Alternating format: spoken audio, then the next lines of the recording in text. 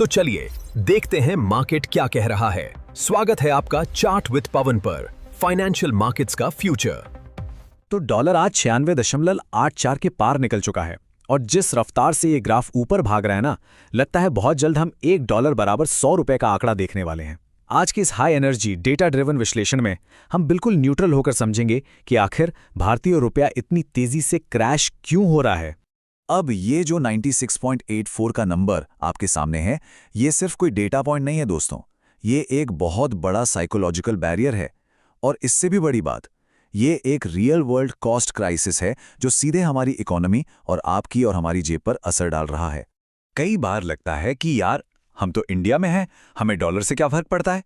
पर सच्चाई ये है कि डॉलर जितना मजबूत होगा, हमारी रोजमर्रा की जरूरतें उतनी ही महंगी होती जाएंगी। चाहे गाड़ी का पेट्रोल हो, नया लैपटॉप खरीदना हो या फिर घर का कुकिंग ऑयल, डॉलर की ताकत इन सब का बिल सीधे तौर पर बढ़ा देती है। चलिए अब इसके पीछे के 3 ग्लोबल मैक्रो ड्राइवर्स को डिकोड करते हैं। आखिर ऐसी क्या वजह है कि अमेरिकन डॉलर दुनिया की लगभग हर करेंसी के मुकाबले स्ट्रांग हो रहा है? इसके पीछे 3 आपस में जुड़े हुए मेन रीजंस हैं। पहला, यूएस फेड के इंटरेस्ट रेट्स, दूसरा हमारा क्रूड ऑयल इंपोर्ट और तीसरा इन्वेस्टर्स की सेफ हेवन साइकोलॉजी। सबसे पहले इन फेड रेट्स को समझते हैं। दरअसल अमेरिका में महंगाई को कंट्रोल करने के लिए वहां के सेंट्रल बैंक ने इंटरेस्ट रेट्स को काफी हाई रखा हुआ है। अब आप ही सोचिए, अगर किसी फॉरेन इन्वेस्टर को अमेरिका में ही बिना किसी रिस्क के इतना शानदार रिटर्न मिल रहा है, तो वो इमर्जिंग मार्केट्स में रिस्क क्यों लेगा? बिल्कुल नहीं लेगा। नतीजा यह है कि वो लगातार इंडियन मार्केट से अपना पैसा निकाल रहे हैं, जिसकी वजह से रुपए में भारी बिकवाली देखने को मिल रही है। दूसरा सबसे बड़ा फैक्टर है कच्चे तेल यानी क्रूड ऑयल पर हमारी डिपेंडेंसी। इंडिया अपनी ज़रूरत का 80% से ज़्यादा क्रूड ऑयल इंपोर्ट करता है और ध्यान दीजिए, इसका पेमेंट सिर्फ और सिर्फ डॉलर में होता है। जब भी ग्लोबल टेंशन बढ़ती है और तेल महंगा होता है, तो हमें भारी मात्रा में डॉलर देश से बाहर भेजने पड़ते हैं। इससे हमारा ट्रेड डेफिसिट बढ़ता है और लोकल करेंसी लगातार गिरने लगती है। और तीसरा मेन रीजन है सेफ हेवन साइकोलॉजी। इसे थोड़ा हिस्ट्री से समझते हैं। 1971 में जब निक्सन शॉक आया, तो डॉलर को गोल्ड स्टैंडर्ड से अलग कर दिया गया। तब से ये एक फियाट करेंसी बन गया।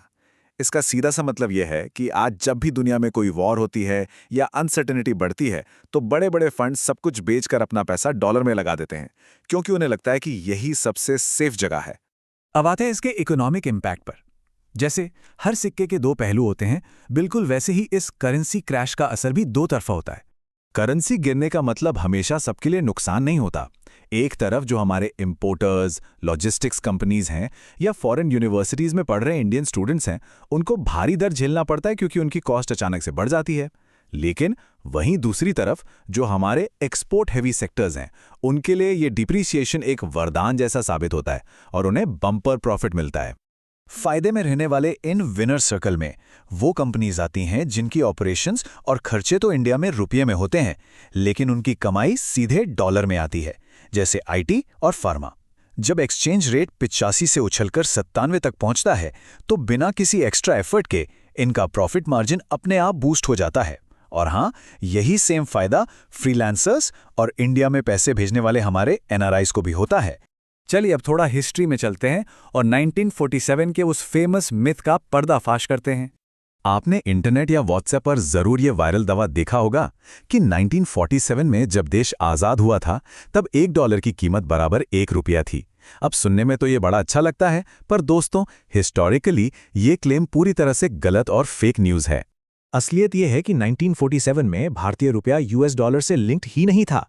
हमारी करेंसी ब्रिटिश पाउंड से लिंक्ड थी, जहां 1 पाउंड लगभग 13 रुपये 33 पैसे के बराबर था।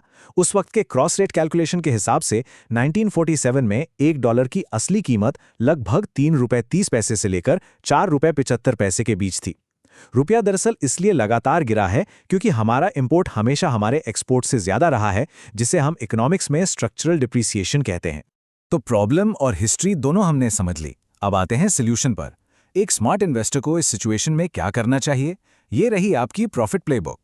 सबसे पहली स्ट्रैटेजी है एक्सपोर्ट ओरिएंटेड सेक्टर्स की इस टेलविंड का फायदा उठाना। अगर आप इन्वेस्ट करते हैं तो अपने पोर्टफोलियो में आईटी और फार्मा सेक्टर्स का वेटेज बढ़ाने के बारे में सोच सकते हैं। जब भी मार्केट में थोड़ा करेक्शन आए तो इन सेक्टर्स के क्वालिटी लार्ज कैप और मिड कैप स्टॉक्स को धीरे धीरे एक्यूमुलेट करना एक स्मार्ट मूव हो सकता है, क्योंकि मजबूत डॉलर इनके प्रॉफिट्स को सीधा सपोर्ट करेगा। दूसरी बहुत ही असरदार स्ट्रैटेजी है इंटरनेशनल इन्वेस्टिंग।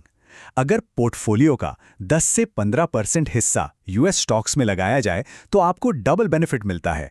एक तरफ तो आपको यूएस मार्केट की ग्रोथ का फायदा मिल रहा है और दूसरी तरफ इस करेंसी एप्रिसिएशन का। सोचिए, अगर वहां स्टॉक का प्राइस बिल्कुल ना भी बढ़े लेकिन रुपया डॉलर के मुकाबले और गिर जाए, तब भी आपका पोर्टफोलियो पॉजिटिव रिटर्न दिखाएगा। है ना कमाल की बात? इसके साथ ही एसेट हेजिंग को हम बिल्कुल इग्नोर नहीं कर सकते।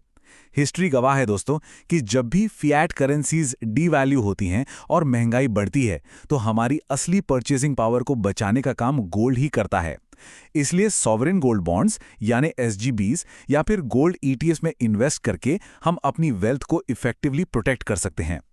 और जो लोग एक्टिव ट्रेडर्स हैं उनके लिए यूएसडी आईएनआर में स्विंग ट्रेडिंग एक बिल्कुल क्लियर स्ट्रैटेजी हो सकती है। ट्रेंड देखिए पूरी तरह से अपवर्ड है, तो जब भी कोई न्यूज़ बेस्ड करेक्शन आए और प्राइस अपने 20 या 50 डेली मूविंग एवरेज के पास सपोर्ट ले तो वॉल्यूम ब्रेकआउट देखकर वहां बाय ऑन डिप्स की स्ट्रैटेजी अपनाई जा सकती है। कहते हैं ना, ट्रेंड इज योर फ्रेंड, और डेटा कभी झूठ नहीं बोलता। लेकिन अब इस पूरी इकोनॉमी का सबसे बड़ा सस्पेंस एक आखिरी सवाल पर आकर टिक गया है। क्या हमारा रिजर्व बैंक अपने फॉरेक्स रिजर्व का बड़ा हिस्सा इस्तेमाल करके इस भारी गिरावट को रोकने के लिए इंटरवीन करेगा, या फिर क्या हम इसी साल फाइनेंशियल मार्केट्स में डॉलर को 100 का आंकड़ा पार करते हुए देखेंगे? इस एक सवाल का जवाब ही मार्केट का अगला बड़ा मूव तय करेगा।